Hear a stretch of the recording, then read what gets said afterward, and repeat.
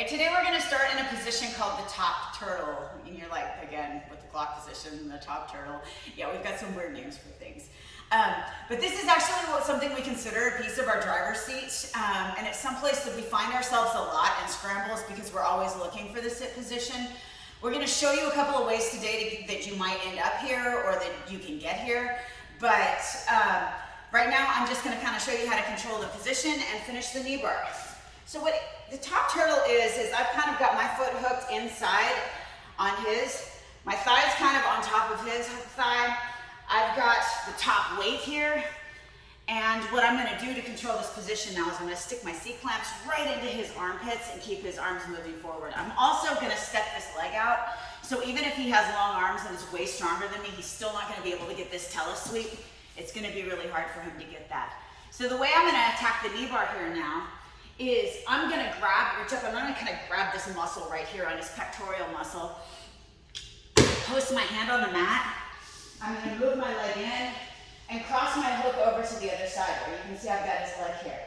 Now what I'm gonna do is I'm gonna tripod up on both my hands and my foot, and I'm gonna step around and grab my Bendy control.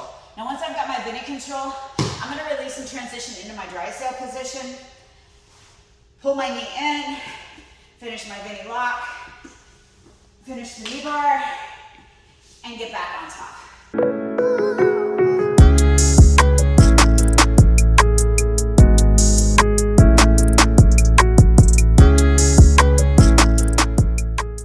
One of the scrambles that we've recently seen and started to recognize the pattern in here is that when I get to the sit position and I move over and I shift into this dry sail, yeah, they're sitting up like this.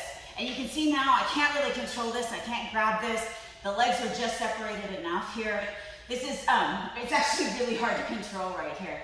So what I'm gonna look to do right now is I'm gonna look to keep this leg isolated. Now I'm gonna do it with my leg, right? Now if you've got really long legs, you might be able to throw a hook on here like this.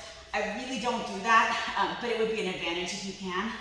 What I'm gonna do now is I'm gonna reach around and I'm gonna grab his lat and I'm gonna step over. So as he moves into this position, you can see I'm right back where we were. So my first priority is gonna be to control these arms. Secondly, I'm gonna shift my weight up onto my leg, and now I'm gonna start looking to launch that attack.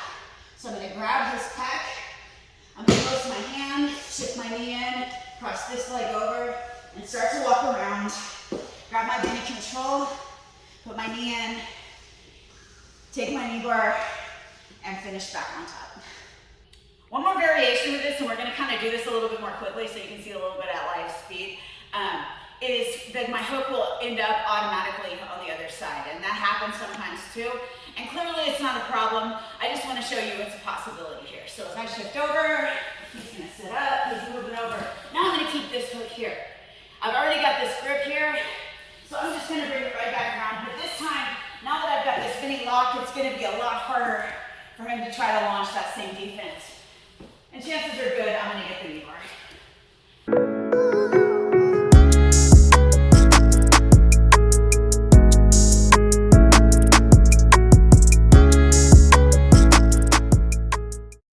All right, I already talked about some of the control that we need here, but I wanna be a little bit more specific. So I want the C-clamps and I want him in his armpits. I don't want him low down over his elbows because it may seem like you have better control, but I really can't hold him there. Not in the same way that I can with these, right? He may try to lift his head up. Probably not his best idea. Yes, I can finish the choke there. Also, he may come to his hands. If he comes to his hands, yeah, I can just take the seatbelt really, really easily and start working that there, but I'm gonna show you more about what we're gonna do to get back to the position where we were working earlier. So what I'm gonna do is I'm gonna take this arm and I'm gonna move into kind of like a spiral hip control here. And I'm gonna put this arm underneath and kind of put a little bit of pressure on the inside of his bicep here. I'm gonna shift my weight back, and then I'm gonna shift my weight forward, and see how he comes back to his knees? I can grab his elbows, put him back in here, and now I'm gonna come right back to this control here. And from here, I can grab this pack, shift my weight, and move back into the position where we were working out earlier. Just want to mention a little bit too, I'm sure if you're an MMA person, you've already seen this, but I've got a lot of good stuff here, boom, boom, boom, boom, and I can come back here. This is not hard for me to keep this control going the whole time. If he comes up, same thing. first with this, and now we can start dealing with this Khabib stuff right here. Really great position for ground and pound. At some point we're gonna do an MMA video to break down all of this stuff, but I thought it was worth mentioning here, especially if that's your thing.